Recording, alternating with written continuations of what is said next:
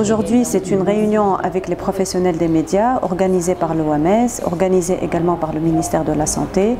Nous sommes actuellement en train de faire et de finaliser la stratégie nationale de promotion de la santé mentale.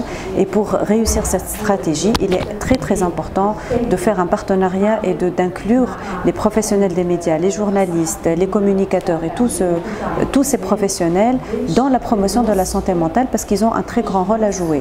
Moi, en particulier, j'ai travaillé ces dernières années sur la prévention du suicide et là aussi c'est un sujet qui est un peu particulier parce que le traitement médiatique du suicide, on peut le faire de différentes manières. Il y a quelques recommandations afin que ce traitement médiatique fasse la promotion de la santé mentale et permet d'éviter le suicide. Parce qu'il est important de parler du suicide, c'est une question de problème de santé publique qui touche beaucoup de Tunisiens malheureusement et pour pouvoir limiter, éviter le suicide de plusieurs personnes, c'est important d'en parler d'une certaine manière pour promouvoir, pour permettre aux personnes de demander de l'aide, pour permettre aux personnes de trouver des centres de prise en charge, etc.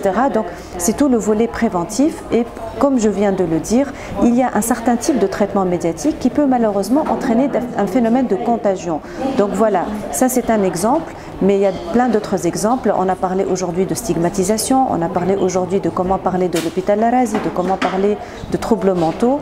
Et pour tout ça, les médias ont un rôle à jouer pour montrer au grand public que la maladie mentale n'est pas une fatalité, qu'il y a des personnes qui souffrent et comment aider ces personnes-là et comment ne pas les stigmatiser. On n'est pas dans un examen. Il n'y a pas de bonne ni mauvaise réponse, voilà. Il n'y aura pas de notes.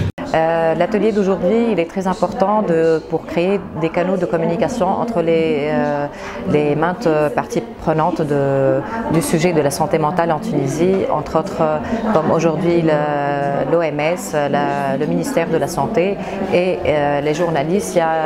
Il y a une reconnaissance qu'il y a un blocage de communication dans les deux sens, qu'il y a des charlatans qui sont en train de prendre place par rapport aux psychiatres, aux professionnels de la santé mentale, de la psychiatrie, de la psychologie. Et on en a parlé,